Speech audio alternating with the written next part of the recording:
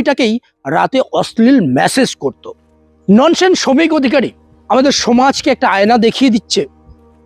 আমি আরজি করের সময় বলেছিলাম যে আমাদের সমাজে প্রতিনিয়ত আমাদেরকে ফেস করতে হয় সেই সমস্ত মুখোশধারী মানুষের সঙ্গে, যারা মানবিকতার প্রতিবাদের একটা মুখোশ পরে ঘুরে বেড়ায়, আর তাদেরকে নির্বাচন করা হচ্ছে আমাদের লাইফের সব থেকে বড় কঠিন কাজ।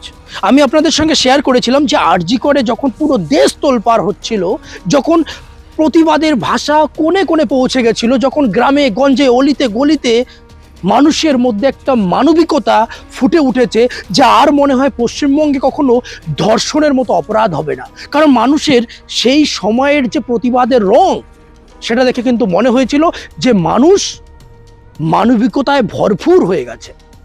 আর ঠিক তখনই আমি আপনাদের সঙ্গে একটা জিনিস শেয়ার করেছিলাম যে আমার এক বান্ধবী রাস্তা দিয়ে যাচ্ছিল, আর তার পাশেই একটা আরজি করের প্রতিবাদের সভা হচ্ছিল। আর সেই সভায় সেই মুহূর্তে এমন একজন ব্যক্তি বক্তব্যের মাধ্যম দিয়ে রাজ্য সরকার থেকে শুরু করে এই ধর্ষণ জাতীয় অপরাধের বিরুদ্ধে মুখ থেকে আগুনের গোলা ছুটছিল।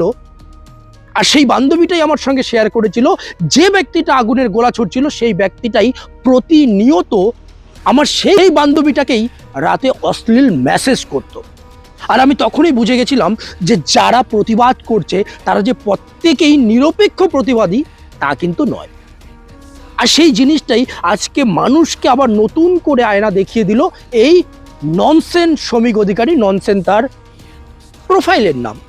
এই শ্রমিক অধিকারী যখন আরজি করের ওই আন্দোলন চলছিল, প্রতিবাদ চলছিল না, তখন এর প্রতিবাদের রং ছিল, এর প্রতিবাদের ভাষা ছিল আরও উন্নত, আরও উপরের জায়গায়। আর ভারতীয় জনতা পার্টি, আমি এখানে রাজনীতিটা টানছি আর রাজনীতির সঙ্গে জড়িত বলেই টানছি, ভারতীয় জনতা পার্টি কিন্তু ওই মুহূর্তে এই ননসেন্স শ্রমিক অধিকারীকে, এর প্রতিবাদের ভাষাকে মাথায় তুলে নিয়ে নেচেছিল। এ করে তো ফানি কন্টেন্ট, কিন্তু বিজেপির হয়ে প্রচারও করে, আর বিজেপির সমস্ত ব্যক্তিরা তাকে সমর্থনও করে। আজকে কি করেছে জানেন এই ছেলেটি? তখন আরজি করের হয়ে প্রতিবাদ করেছিল, তার মানবিকতা, প্রতিবাদের ভাষা ছিল অন্যরকম।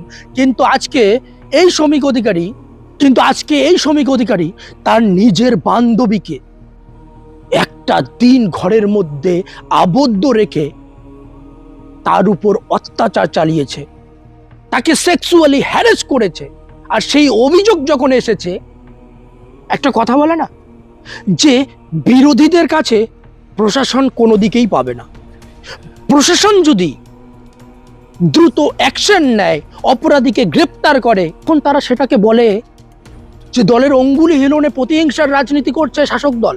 আর যখন অপরাধী তাদের বিপক্ষে হয় তখন তাদের প্রতিবাদ উতলে ওঠে। আমি বিগত কয়েকদিন আগে একটা ভিডিও বানিয়ে বলেছিলাম যে আমি যদি অন্যায়ের বিপক্ষে হয়ে থাকি, আমি যদি প্রতিবাদী হয়ে থাকি, আমি যদি ধর্ষণের মতো অপরাধের বিপক্ষ হয়ে থাকি, তাহলে রং, জাত, ধর্ম, দল কোনো কিছু দেখব না, আমি প্রতিবাদ করব। কিন্তু এরা আসলে প্রতিবাদী নয়, এরা হলো মুখোশধারী প্রতিবাদী, এরা হলো মুখোশধারী অপরাধী। আর প্রতিনিয়ত আমরা দেখে এসেছি ভারতীয় জনতা পার্টি ধর্ষণকারীদের সমর্থন করে। এই উদাহরণগুলোকে নতুন করে আপনাদেরকে স্মরণ করিয়ে দেওয়ার কথা না। আমরা জানি যে ভারতীয় জনতা পার্টির কোথাও না কোথাও সকলেই ধর্ষণকে সমর্থন করে। তাদের দলের প্রতিনিয়ত দেখা যাচ্ছে যে বড় বড় লিডাররা ধর্ষণের সঙ্গে জড়িত। আর কি আর বলবো, যে দলের প্রমুখ আমাদের প্রধানমন্ত্রীর নাম এবেস্টেনের মতো লোকের সঙ্গে জড়িয়ে যাচ্ছে, আর কি বলার আছে ভারতীয় জনতা পার্টি সম্পর্কে। ধন্যবাদ বন্ধুরা, আজকে আপাতত এখানে শেষ করছি।